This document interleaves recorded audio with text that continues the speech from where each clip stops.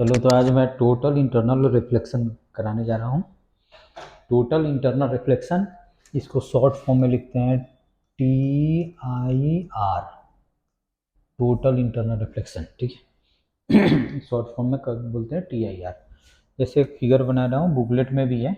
जैसे मान लो कि एक इंटरफेस सरफेस क्या होता है, जो दो मीडियम को सेपरेट करे। जैसे इसका मान लो कि रिफ्लेक्टिव इंडेक्स μ1 है और इसका μ2 है और कंडीशन ये है कि μ2 इज ग्रेटर देन μ1।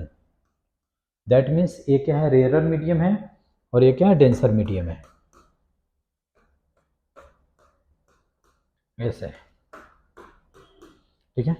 मान लो कि यहाँ पे कोई ऑब्जेक्ट है, ठीक है, तो एक रे तो हम नॉर्मली ऐसे दिखाएंगे जो अनडेविएटेड चला जाएगा, तो इसमें भी क्या होगा, पार्शियली रिफ्रेक्ट हो जाएगा और पार्शियली क्या होता है, रिफ्रेक्ट होता है। अगर सम एंगल पे हम ऐसे करें,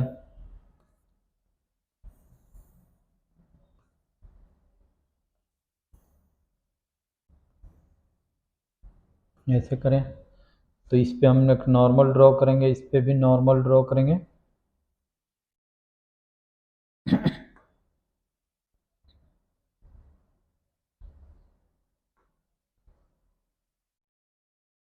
इस पे भी नॉर्मल ड्रॉ कर देते हैं, इस पे भी नॉर्मल ड्रॉ कर देते हैं, ठीक है। तो ये एंगल ऑफ इंसिडेंस होगा। इसका मान लो कि नाम दे देते हैं I1, इसका नाम दे देते हैं हमने I2, इसका नाम सपोज करो कि हमने दे दिया IC, ठीक है। और एक और हम ले लेते हैं जिसको हम ऐसे दे देते हैं और इसका नाम दे देते हैं सपोज करो कि I, ठीक है। तो देखो, कोई भी सरफेस ऐसा नहीं होता है जो परफेक्टली रिफ्रेक्टिंग हो या परफेक्टली रिफ्लेक्टिंग हो। अगर रिफ्लेक्टिंग सरफेस है तो मान लो कि 99% उसमें क्या होगा, रिफ्लेक्शन हो रहा है, लेकिन 1% क्या होगा, रिफ्रैक्शन भी होगा, ठीक है। तो ये क्या है, डेंसर है, रेयरर है। तो हमने बताया था कि जब भी लाइट ट्रेवल्स करती है optically denser medium to rarer medium, तो move away from the normal. तो ये रे कुछ ऐसे जाएगी, ये रे कुछ ऐसे जाएगी और ये कुछ ऐसे चल जाती है, ठीक है, और ये कुछ ऐसे आ जाती है, ठीक है। तो इसमें कुछ ऐसे होगा, इसमें कुछ ऐसे होगा और ये कुछ ऐसे होगा, ठीक है। तो जैसे ये मान लो कि इंटरफेस सरफेस है, कोई भी लाइट इंसिडेंट करती है तो उसमें पार्ट, उसका सम पार्ट रिफ्रेक्ट हो जाता है, यानी कि दूसरे मीडियम में चल जाता है, और सम पार्ट क्या हुआ, रिफ्लेक्ट हो गया, यानी कि सेम मीडियम में चला गया। तो इस दोनों को हम बोल लेंगे इंटरनल रिफ्लेक्शन। इंटरनल रिफ्लेक्शन में क्या होता है, कुछ पार्ट रिफ्रेक्ट कर जाता है यानी कि दूसरे मीडियम में चल जाता है, और कुछ पार्ट रिफ्लेक्ट कर जाता है यानी कि सेम मीडियम में चल जाता है, उसको हम बोलते हैं इंटरनल रिफ्लेक्शन, ठीक है। अच्छा, यहाँ पे देखो, जैसे जैसे हम एंगल ऑफ इंसिडेंस को, इसमें क्या है, I1 से बड़ा है I2, I2 से बड़ा है IC और IC से बड़ा है I, ठीक है। तो एंगल ऑफ रिफ्रैक्शन भी मान लो कि R1 है, ये तुम्हारा R2 है और ये तुम्हारा क्या हो गया, 90 डिग्री हो गया। तो इसमें R1 से बड़ा है R2 और R2 से बड़ा है 90 डिग्री। तो जैसे हम एंगल ऑफ इंसिडेंस को इंक्रीज करेंगे, एंगल ऑफ रिफ्रैक्शन भी इंक्रीज करेगा। एक सर्टेन एंगल ऑफ इंसिडेंस पे एंगल ऑफ रिफ्रैक्शन हो जाएगा 90 डिग्री, जिसको हम क्रिटिकल एंगल बोलते हैं, जिसको हम डिनोट करते हैं IC से। चलो पहले लिख लो, फिर उसके बाद में हम करेंगे। चलो लिखो, हेडिंग दो total internal reflection, that is TIR, और लिखो when light travels from an optically denser medium to a rarer medium, when light travels from an optically denser medium to a rarer medium, comma, at the interface it is partly refracted to second medium while partly reflected to same medium. This reflection is called internal reflection. This reflection is called internal reflection. Booklet में सब कुछ given है, ठीक है। उसके बाद में paragraph change करके लिखना, when light travels from an optically denser medium to rarer medium it bends away from the normal. जैसे कि बताया ये क्या होगा, away from the normal, denser से रेयर में जाएगा तो ठीक है। Full stop. क्या लिखे हमने लिखा है, when light travels from an optically denser medium to a rare medium it bends away from the normal. Full stop. देखो, as the angle of incidence increases, जैसे जैसे आई को इंक्रीज करेंगे वैसे वैसे आर भी इंक्रीज होगा। As the angle of incidence increases, comma, the angle of reflection also increases. Full stop.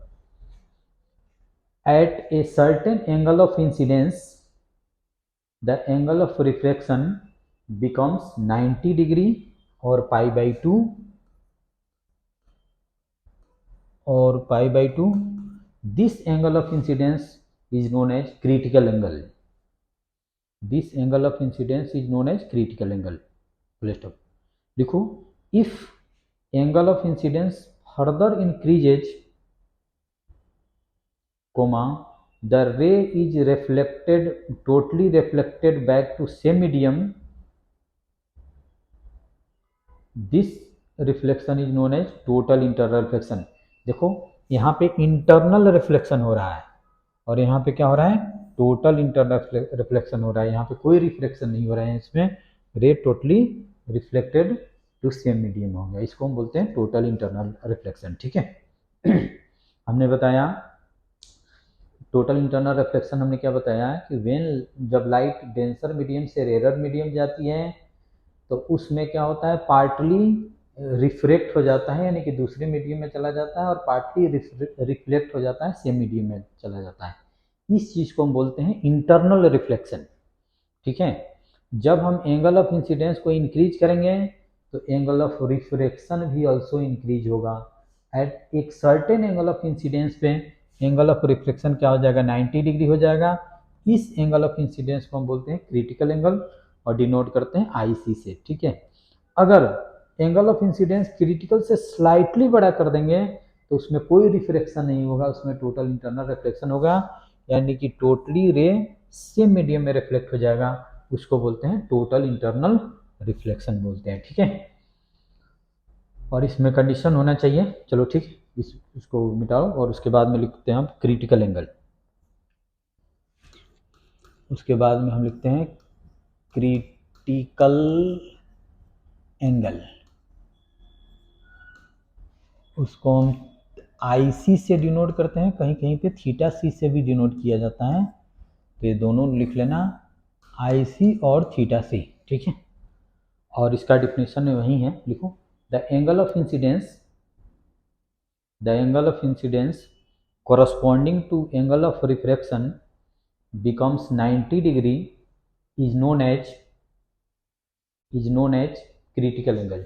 जैसे मान लो कि हमने एक ऐसे ले लिया, इस पे नॉर्मल ड्रॉ कर दिया और इसको हमने लिख दिया आईसी, और ये ऐसे हो गया, ये एंगल कितना हो गया, 90 डिग्री और पाई बाई 2। ठीक है। इसका रिफ्लेक्टिव इंडेक्स μ2 है और इसका रिफ्लेक्टिव इंडेक्स μ1 है। स्नेल्स लॉ लगा दो। हमने क्या लगाया, हमने क्या बताया था, ऐसे स्नेल्स लॉ हमने बताया था, जैसे मान लो कि ऐसे हैं, स्नेल्स लॉ हमने कुछ ऐसे बताया था, ए एंगल आर है, इसका रिफ्लेक्टिव इंडेक्स μ1 है, और ए एंगल आई है, इसका रिफ्लेक्टिव इंडेक्स क्या है, μ2 है। तो μ2 into sine of this angle is equal to μ1 into sine of this angle, that means μ2 into sine of this angle, यानी कि I is equal to μ1 sine of this angle, that is R। ठीक है। ऐसे होता है। ठीक है। तो इसमें भी हम चलो इसमें भी हम ऐसे ही लगाएंगे। ये मान लो कि ये डेंसर मीडियम है, इसका रिफ्लेक्टिव इंडेक्स μ2 है, तो लिखेंगे μ2 साइन IC इक्वल टू कितना हो जाएगा, μ1 इंटू साइन 90। ठीक है। तो साइन 91 होता है, तो इस केस में हम फर्दर लिख सकते हैं साइन IC इक्वल टू कितना हो जाएगा, μ1 अपॉन में μ2। तो इस केस में हम IC इक्वल टू लिखेंगे साइन इनवर्स μ1 अपॉन में μ2, ऐसे लिखेंगे। ये फॉर्मूला तुमको याद रखना है। जल्दी नोट करो। अगर मान लो कि दूसरा मीडियम मान लो कि ए एयर है, अगर मान लो कि ए एयर है, उस केस में म्यू वन इजकल टू कितना हम कर देंगे 1, और यहाँ पे mu two equal to suppose करो कि म्यू गिवन है, तो इस केस में जब हम स्नेल्स लॉ लगा देंगे, चाहे चलो इसको पहले नोट कर लो फिर हम करते हैं, नोट कर लो इसको फिर से हमको बनाते हैं इसको। और अभी हमने क्या लिखा था, sine I C equal to लिखा था म्यू वन अपॉन में म्यू टू।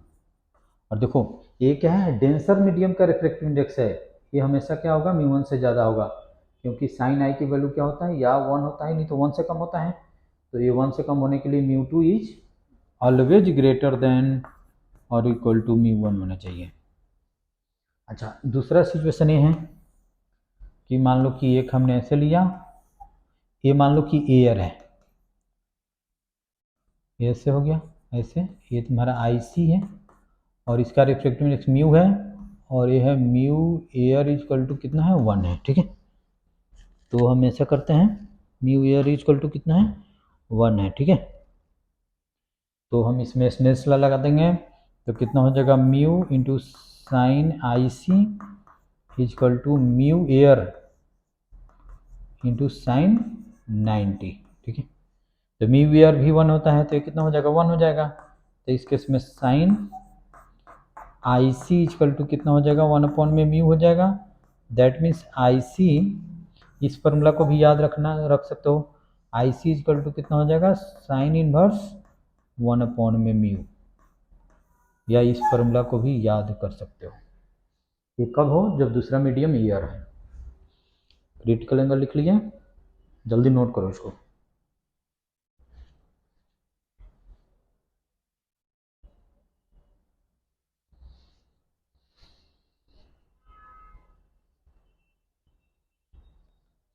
चलो उसके बाद में लिखो condition for T I R. Next है कंडीशन फॉर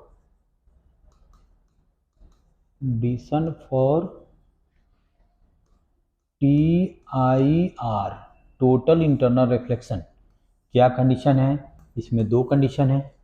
फर्स्ट कंडीशन लिखो, light travels from, first condition में लिखना है light travels from an optically denser medium to rarer medium, यानी कि लाइट को डेंसर मीडियम से रेरर मीडियम में जाना चाहिए, ठीक है। फर्स्ट कंडीशन है light travels from an optically denser medium to rarer medium. Second condition है angle of incidence must be greater than critical angle, यानी कि i must be greater than i c, ये चीज होना चाहिए, और ये भी हो जाए sine i greater than sine I c, तो ये दोनों ही टी आई आर के कंडीशन है, यानी कि आई ग्रेटर देन आई सी होना चाहिए या sine i greater than i c होना चाहिए, ठीक है। तो हमने दो कंडीशन बता दिया, एक में लाइट को ऑप्टिकली डेंसर मीडियम से रेरर मीडियम में जाना चाहिए, और angle of incidence should be greater than critical angle होना चाहिए, ठीक है। Angle of incidence should be greater than critical angle होना चाहिए, ठीक है। अच्छा, अब लिखो नेक्स्ट है टॉपिक है एप्लीकेशन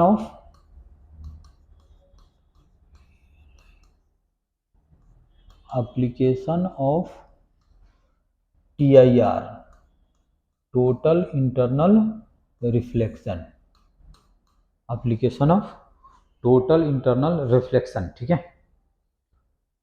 तो इसमें फर्स्ट में है प्रिज्म, प्रिज्म फर्स्ट में है प्रिज्म, और सेकंड में होता है ऑप्टिकल फाइबर। तो पहले प्रिज्म लिख लेते हैं, लिखो prisms are designed to bend light, by 90 degree or 180 degree by use of total internal reflection। Prism में लिखना है प्रिज्म्स आर डिजाइन या use to bend light by 90 degree और 180 degree by use of total internal reflection, ठीक है। और वो कैसे, मैं भी बता रहा हूँ।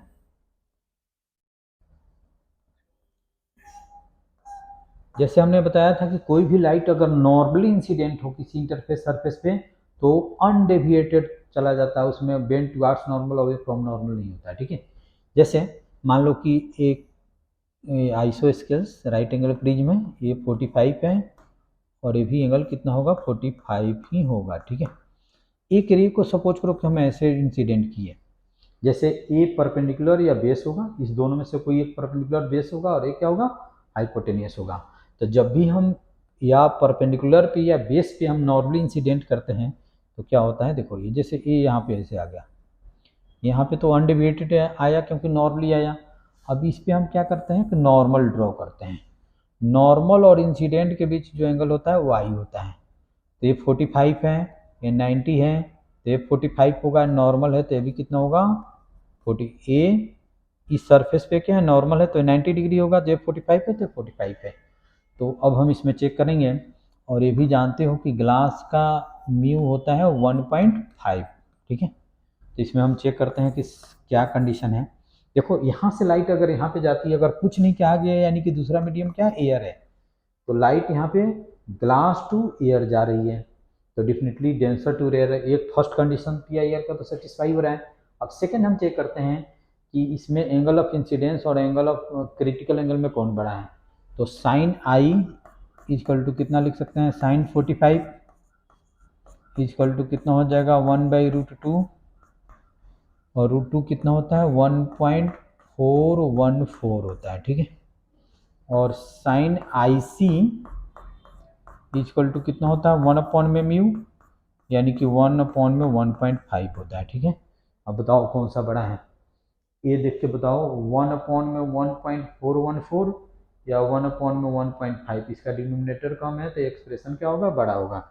That means sine i greater than sine I c और i greater than i c, तो दोनों कंडीशन टी आई आर का सेटिस्फाई हो रहा है, इसीलिए इसमें क्या होगा रिफ्लेक्शन होगा। रिफ्लेक्शन के केस में क्या होता है, एंगल ऑफ इंसिडेंस और एंगल ऑफ रिफ्लेक्शन क्या होता है सेम होता है, तो ये कुछ ऐसे हो जाएगा और ऐसे चला जाएगा, और ये भी एंगल क्या होगा 45 होगा।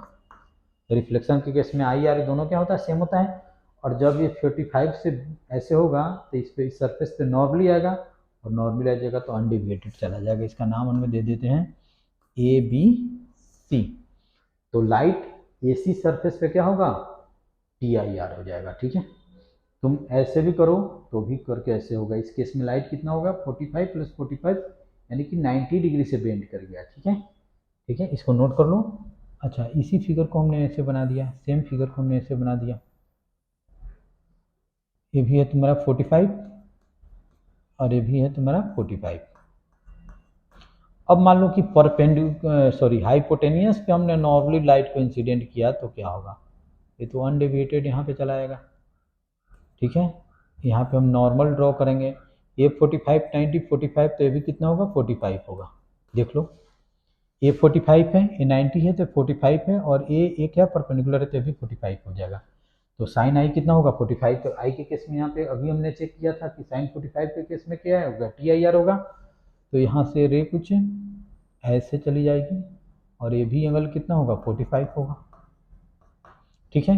अब इस पॉइंट पे हम नॉर्मल ड्रॉ करेंगे, ए 45 तो ये भी 45, ए 90 45 तो ये भी क्या होगा 45, तो यहाँ भी क्या होगा टी आई आर होगा, और ये कुछ ऐसे चली जाएगी, ये भी कितना होगा 45 होगा, क्योंकि अभी हमने ग्लास के चेक्स में किया था एंगल ऑफ इंसिडेंस 45 हो तो टी आई आर होगा। तो ये लाइट कितना से बेंड की 45 45 45 यानी कि 180 डिग्री से बेंड हुआ, इसमें लाइट बेंड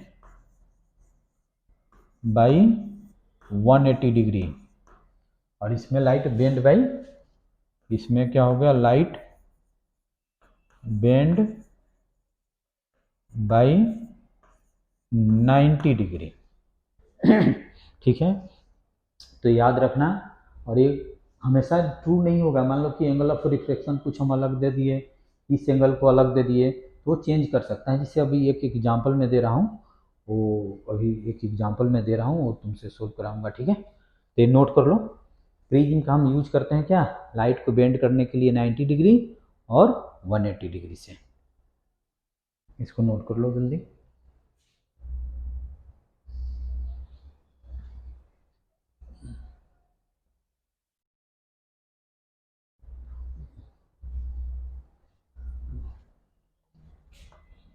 अच्छा, एक क्वेश्चन है PYQ का,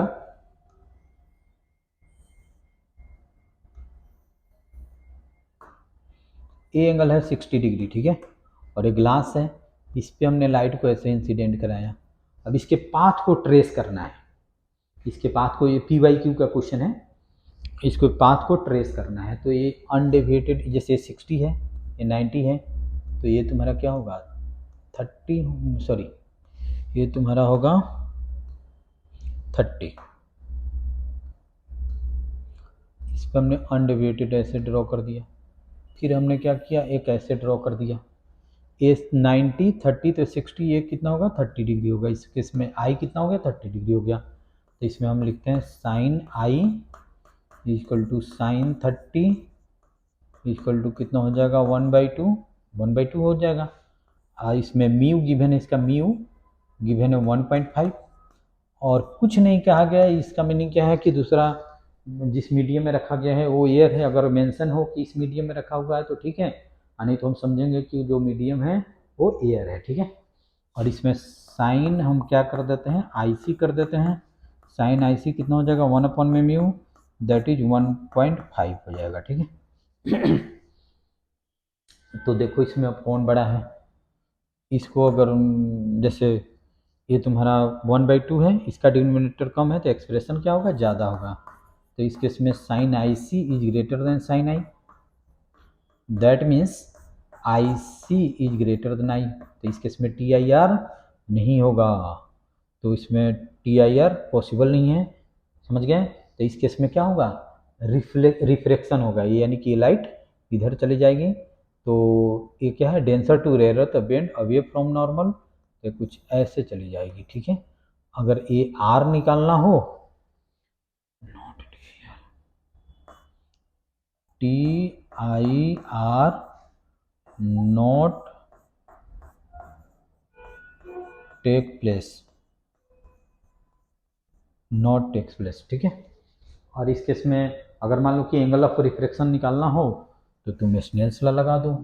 तो म्यू जी इंटू साइन 30, जैसे इसका refractive index into this sine of this angle equal to इसका refractive index into sine of this angle. तो म्यू एयर इंटू कितना हो जाएगा साइन आर, ये होता है 1.5, ये होता है 1/2 इक्वल टू साइन आर। तो ये 3/2, तो ये हो जाएगा 3/4 इक्वल टू कितना हो जाएगा sine R, that is R means sine inverse 3/4 हो जाएगा। ऐसे निकाल देंगे हम, ठीक है। एक और क्वेश्चन हम देते हैं, PYQ का ही है।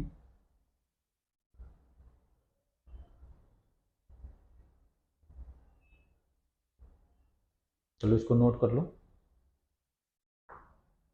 और PYQ में देख लेना है कौन सा क्वेश्चन है। एक और क्वेश्चन है PYQ का, एक इक्विलेटरल प्रिज्म है, दैट मीन्स ये तीनों एंगल क्या होगा 60 होगा, ये भी एंगल 60 होगा, ठीक है। और इसको वाटर में रखा हुआ है,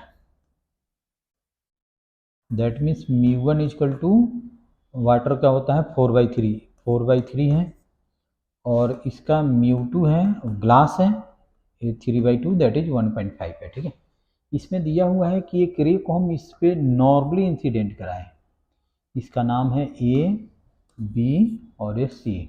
नॉर्मली हमने ऐसे इंसिडेंट कराया तो ये क्या होगा, कुछ ऐसे जाएगा, इस पे जाएगा। तो इस पर हमको चेक करना है कि TIR होगा या रिफ्लेक्शन होगा, ठीक है।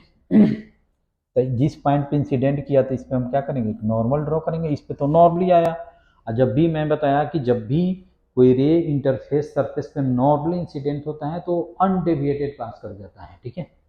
ये 60 है, ये तुम्हारा 90 है, ये 30 होगा, तो ये कितना हो जाएगा 60 हो जाएगा, ठीक है। तो साइन आई 60 आ गया। तो इसमें हम लिखेंगे sine I equal to sine 60 equal to कितना होता है √3/2। दैट मीन्स ये होता है 1.73 अपॉन में 2।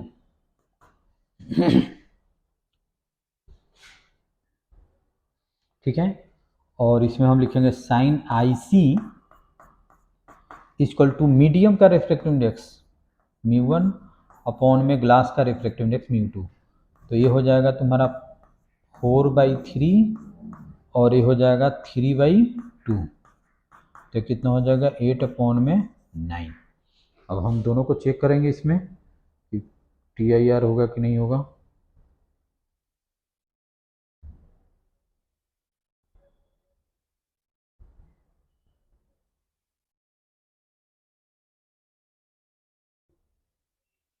ये है तुम्हारा 0.86 और ये है 0.88।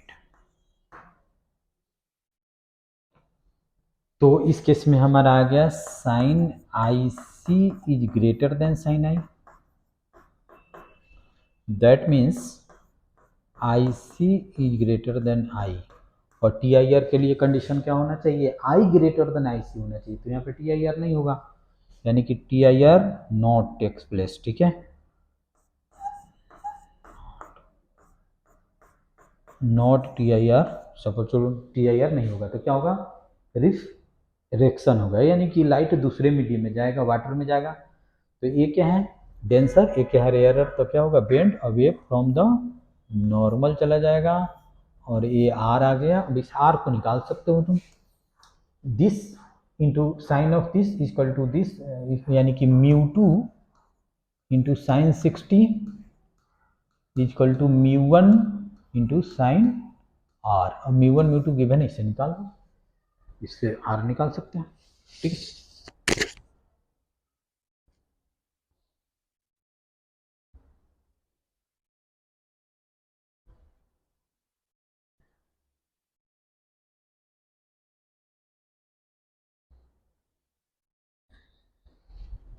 अच्छा रिफ्रैक्टिव इंडेक्स जो है वो लाइट के कलर पे डिपेंड करता है।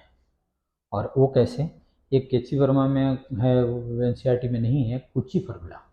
और उसमें ए होता है mu equal to A plus B upon में lambda square plus C by lambda to the power 4 plus plus this, यानी कि यही है कुछ ही फॉर्मूला। तो इसे हमको याद नहीं रखना है, mu is inversely proportional to lambda, ये याद रखना है कि जिसका वेवलेंथ ज़्यादा होगा उसका रिफ्रैक्टिव इंडेक्स कम होगा। ये बस इस फॉर्मूला को याद रखना है, इसी से हमारा काम चल जाएगा। जैसे विजिबल रीजन में यहाँ पे क्या होता है, वायलेट होता है, उसका लेमडा भी होता है 400, और ये होता है तुम्हारा लेमडा, ये होता है तुम्हारा रेड, ये होता है तुम्हारा रेड, और म्यू आर इज सॉरी, और लेमडा आर इक्वल टू होता है तुम्हारा 700 नैनोमीटर। ठीक है, यहाँ पे इंडिगो होता है, यहाँ पे ब्लू होता है, यहाँ पे ग्रीन होता है,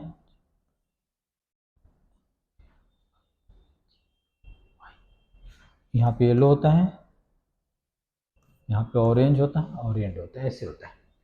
तो देखो इसका वेवलेंथ मिनिमम है तो इसका रिफ्रैक्टिव इंडेक्स क्या होगा, मैक्सिमम होगा।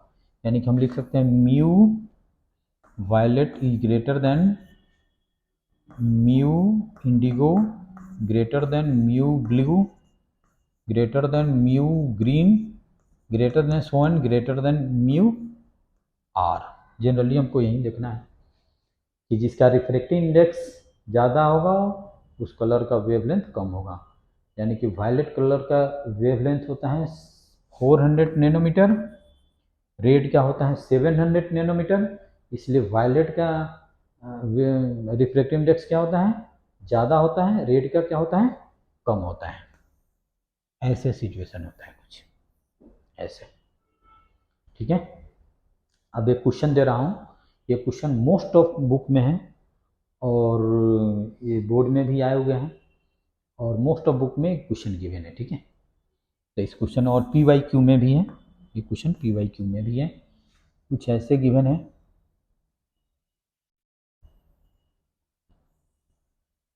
ए एंगल है तुम्हारा 45 और इस पे 3 कलर्स को इंसिडेंट किया जाना है ऐसे। ये है तुम्हारा रेड, ये है तुम्हारा ब्लू और ये है तुम्हारा ग्रीन, ठीक है। और ऐसा गिवन है mu R equal to given है 1.39 पी वाई क्यू में गिवन है, और म्यू ब्लू वो गिवन है 1.52 और म्यू ग्रीन जो गिवन है 1.47 गिवन है, ऐसे कुछ गिवन है। और सबके पाथ को ट्रेस करना है, सबके पाथ को ट्रेस करना है कि किसका टी आई आर होगा, किसका रिफ्रैक्शन होगा। तो पहले हम रेड के लिए चेक करते हैं। तो पहले हम लिखते हैं फॉर रेड, तो रेड को हम यहाँ पे लाए, ठीक है। यहाँ पे हम इस एंगल को, यही एंगल ऑफ इंसिडेंस होगा 45, 90 तो भी 45, ये भी क्या होगा 45। तो साइन आई, और इसके केस में रेड इतना है और कुछ नहीं कहा गया, तो यहाँ पे ईयर है, तो साइन आई इक्वल टू कितना हो जाएगा, साइन 45 इक्वल टू कितना हो जाएगा 1/√2, तो ये कितना हो जाएगा 1.414 हो जाएगा, ठीक है, समझ गए।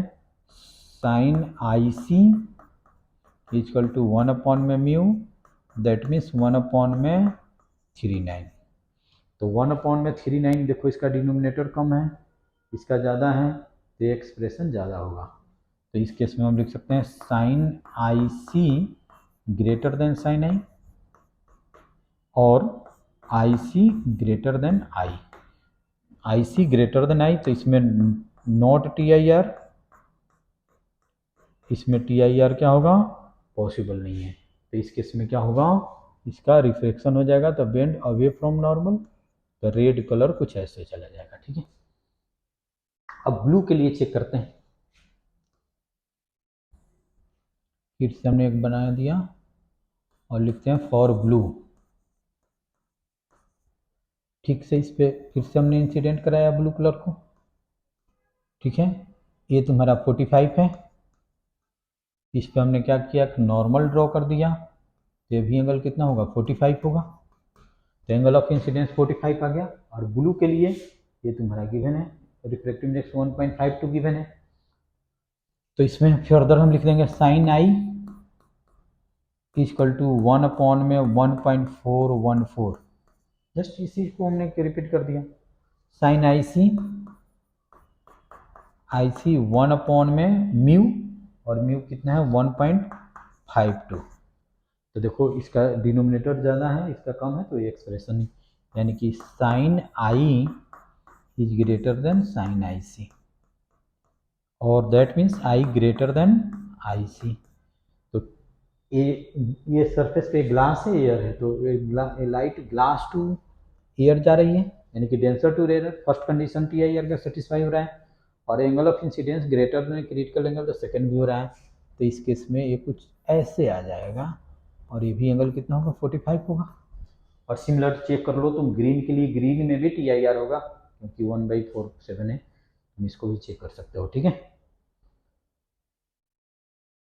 तो ये है प्लीज ये क्वेश्चन जो कि पी वाई क्यू में है, इसको करना है, ठीक है। उसके बाद में सेकेंड एप्लीकेशन है टी आई आर का, ऑप्टिकल फाइबर।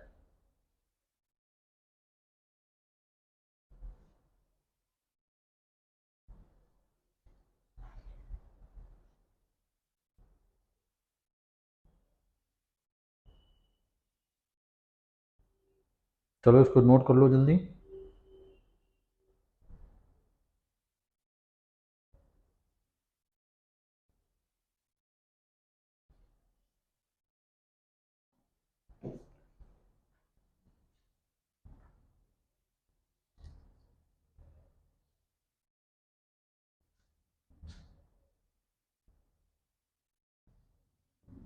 अब चलो लिखो ऑप्टिकल फाइबर।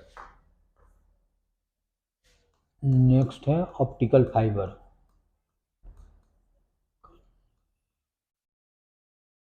Optical fibre. लिखो ऑप्टिकल फाइबर क्या है, लिखो it is a device use to transmitting audio and video signals through long distances. It is a device use to transmit audio and video signals through long distances. Principle लिखो, principle याद रखना है क्योंकि principal पूछे जाते हैं। Principal याद रखो, लिखो it is based on the principle of TIR।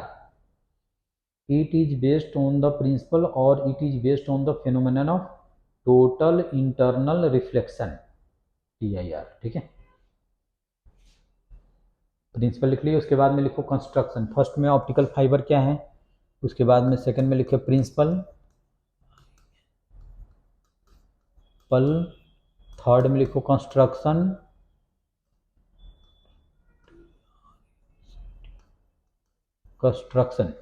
देखो कंस्ट्रक्शन में क्या होता है, ऐसे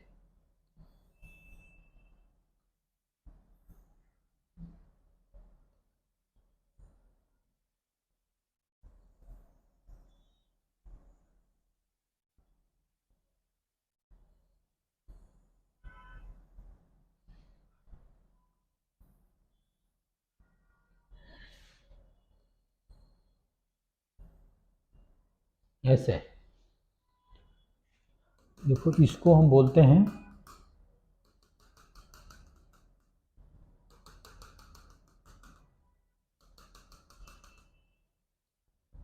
इसको हम बोलते हैं कोर, और इसको हम जो कवर टाइप का लगा हुआ है उसको हम बोलते हैं क्लैडिंग। ये सारे बुकलेट में गिवन है। इसका रिफ्रैक्टिव इंडेक्स μ2 है और इसका μ1 है, और इसमें μ2 इज ग्रेटर देन μ1 होता है। चलो इसको बना लो, लिखो optical fibre consist of, construction में लिखो optical fibre consist of core and cladding. The refractive index of core is higher than that of cladding. ठीक है, उसके बाद में लिखो वर्किंग।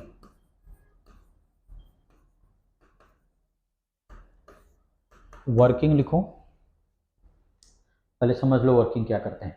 हम क्या करते हैं, किसी भी सिग्नल्स को, ऑडियो या video, in the form of light, हम किसी एक एंड पे सूटेबल एंगल पे इस तरह से इंसिडेंट करते हैं ताकि ये जो आई हो जाए, आई ग्रेटर देन IC हो जाए।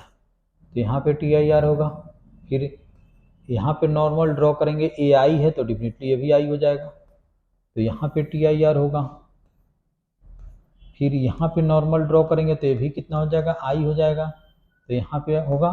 और इसी तरह से रिपीटेड TIR के बाद में वो क्या होगा, बाहर फाइनली वो निकल जाएगा। ठीक है, तो वर्किंग में लिखो व्हेन लाइट, लिखो ऐसे, when light in the form of, when light in the form of,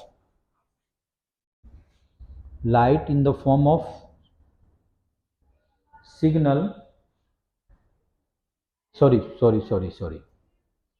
working में लिखो when the signal in the form of light, हमने उल्टा बोल दिया था, when the signal in the form of light incident at one end of the fiber, at one end of the fiber at a suitable angle, और suitable angle के bracket में लिखना है I greater than IC, at a suitable angle,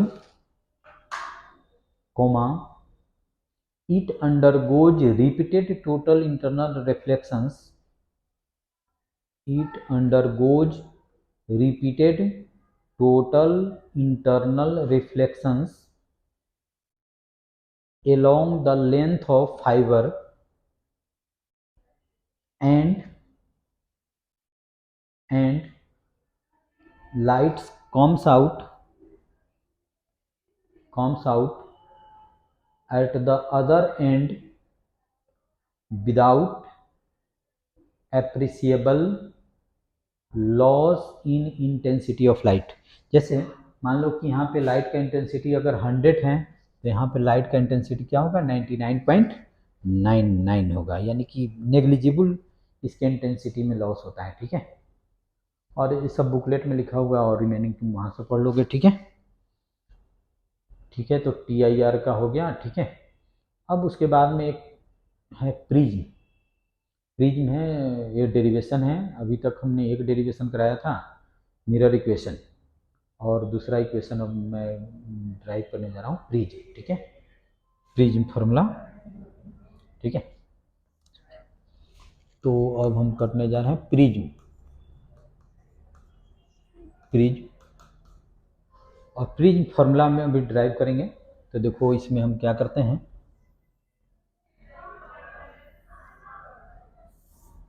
थोड़ा बड़ा करना पड़ेगा।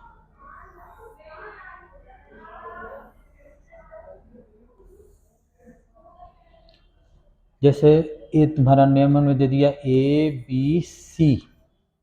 ठीक है, तो एंगल ए को हम बोलते हैं प्रिज्म एंगल या रिफ्रैक्टिंग एंगल। रिफ्रैक्टिंग एंगल, और प्रिज्म एंगल है angle of prism. Prism angle, refracting angle और प्रिज्म एंगल। ठीक है, जैसे मान लो कि एक रे को हमने ऐसे इंसिडेंट कराया इस पॉइंट पे, तो इस पे हम क्या करेंगे, एक नॉर्मल ड्रॉ करेंगे। और ये क्या हो रहा है, अगर मान लो कि ये प्रिज्म नहीं होता तो ये रे कुछ ऐसे चली जाती। ठीक है, तो एक मान लो कि इसका रिफ्रैक्टिव इंडेक्स μ1 है, इसका μ2 है, और कंडीशन ये है कि μ2 इज ग्रेटर देन μ1, यानी कि प्रिज्म क्या है, डेंसर है, और सराउंडिंग जिस मीडियम में रखा हुआ है वो क्या है, रेयर है। तो ये बेंड टुवर्ड्स नॉर्मल, तो मान लो कि ऐसे आ गई। ठीक है, इस पॉइंट पे भी हम क्या करेंगे, एक नॉर्मल ड्रॉ करेंगे। तो बेंड अब क्या होगा, डेंसर टू रेयर, तो अवे फ्रॉम नॉर्मल, तो कुछ ऐसे आ जाएगी। इसको हम बोलते हैं इंसिडेंट रे। इसको हम क्या बोलते हैं, इंसिडेंट रे। इसको हम बोलते हैं इमर्जेंट रे।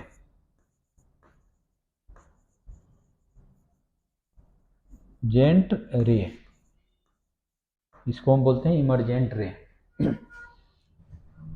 इसको हम बोलते हैं रिफ्रैक्टेड रे। जैसे इसका नाम अब तो जगह है नहीं है यहाँ पे, इसको मैंने ऐसे कर दिया, इसको बोलते हैं रिफ्रैक्टेड रे। रिफ्रैक्टेड रे, ठीक है, ऐसे बोलते हैं। इसका नाम कुछ दे देते हैं, जैसे ABC, तो AP, इसका नाम दे दो Q, इसका नाम दे दो R। ठीक है, और देखो इसमें हमको निकालना है एंगल ऑफ डेविएशन। तो एंगल ऑफ डेविएशन क्या होता है, अगर ये प्रिज्म नहीं होता तो ये लाइट ऐसे जाती, प्रिज्म को रख दिए रहे तो लाइट इतना से ऐसे जा रही है, तो ये पीछे की ओर हम डॉट डॉट से करते हैं, ऐसे ऐसे मिलाते हैं, तो ये कितना हो जाएगा, एंगल ऑफ डेविएशन। यानी कि रे ऐसे जा रही थी, जब हमने प्रिज्म रख दिया तो कुछ ऐसे चली गई, तो इसको हम क्या बोलेंगे, एंगल ऑफ डेविएशन। ठीक है, एंगल ऑफ डेविएशन बोलेंगे। ठीक है, सब कुछ हमने बात दी। पहले लिखो एंगल ऑफ डेविएशन क्या है, पहले लिख लो एंगल ऑफ डेविएशन क्या है। एंगल ऑफ डेविएशन क्या है, angle of deviation that is delta क्या है। देखो, it is the angle between emergent ray and direction of incident ray, और ऐसे लिख लो, the angle between emergent ray and direction of incident ray is known as angle of deviation. ठीक है, तो हमको म्यू ए इस समय रिलेशन निकालना है, तो ए एंगल कितना हो जाएगा, आई हो जाएगा। इस एंगल को मान लो कि ये कुछ R1 ले लेते हैं, इस एंगल को R2 ले लेते हैं, और इस एंगल को एंगल ऑफ इमरजेंस ले लेते हैं। देखो, तो ये टोटल आई है, तो ये टोटल कितना होगा, आई होगा, तो ये एंगल कितना होगा, आई माइनस R1। अच्छा, ए ई है, तो ये टोटल एंगल कितना होगा, ई होगा, तो इसीलिए इसका हम नाम दे देते हैं ई माइनस R2। ऐसे कर दिया, ई माइनस R2 कर दिया। ठीक है, अब देखो अब इसमें हम चलो इसको हटाते हैं। तो अब इसका डेरिवेशन हमको करना है। तो देखो क्वाड्रिलेटरल, देखो ए P Q are, A 90 quadrilateral के चारों एंगल का सम कितना होता है 360, जिसमें इसमें दो 180 दो 90 है तो 180 माइनस कर देंगे, तो this angle plus this angle equal to 180, यानी कि ए एंगल और ए एंगल क्या होगा 180 होगा, क्योंकि ए एंगल और ए एंगल भी 180 होगा। तो लिखते हैं in quadrilateral A P Q R, angle A plus angle P Q R equal to कितना होगा 180 degree. In triangle P Q R, in triangle P Q R हम लिख सकते हैं क्या R1 plus R2 plus angle P Q R equal to 180 degree. इसको equation 1 लो, इसको इक्वेशन 2 लो। From first and second, from first and second, जैसे ए 180 या तो ए और ए इसके इक्वल होगा, तो हम लिख सकते हैं R1 plus R2 plus angle P Q R equal to A plus angle P Q R. तो ए एंगल और ए एंगल कैंसिल कर दो, तो R1 plus R2 equal to कितना हो जाएगा ए हो जाएगा। इसको इक्वेशन हमने 3 कर दिया, ठीक है, इसको इक्वेशन हमने 3 कर दिया, ठीक है। अच्छा, अब इस ट्रेंगल में देखते हैं, इन ट्रेंगल पी, इसका नाम दे देते हैं S, P R S, P R S. देखो this angle plus this angle equal to this angle, sum of interior angle equal to exterior angle, तो डेल्टा इक्वल टू कितना हो जाएगा आई माइनस R1, और ए एंगल कितना है ई minus R2। तो इस केस में हम लिखेंगे delta equal to I minus E, sorry I minus R1 plus E minus R2। इसको थोड़ा और सिंप्लीफाई कर देते हैं हम, तो आई प्लस ई माइनस हम लिख सकते हैं कि R1 प्लस R2, ठीक है। तो R1 प्लस R2 क्या है, ए के इक्वल टू है, तो डेल्टा इक्वल टू फाइनली हम लिख सकते हैं आई प्लस ई माइनस ए। इसको इक्वेशन हम 4 कर देते हैं, ठीक है, यहाँ तक पहले नोट कर लो, ठीक है। तो ए की इक्वेशन नंबर आया R1 plus R2 equal to A, और सेकेंड इक्वेशन आया delta equal to I plus E minus A. Delta क्या है, एंगल ऑफ डेविएशन है, आई क्या है, एंगल ऑफ इंसिडेंस है, और ई क्या है, एंगल ऑफ इमरजेंस है, और ए क्या है, प्रिज्म एंगल और रिफ्रैक्टिंग एंगल है, ठीक है। इसमें कोई डाउट्स नहीं होना चाहिए, ठीक है। तो चलो अब देखो, लिखो इसके बाद में लिखो angle of deviation, angle of deviation depends on angle of incidence. A plot between angle of incidence and angle of deviation is given by, देखो अब इसको मैं मिटाता हूं, ये दोनों इक्वेशन को याद रखना।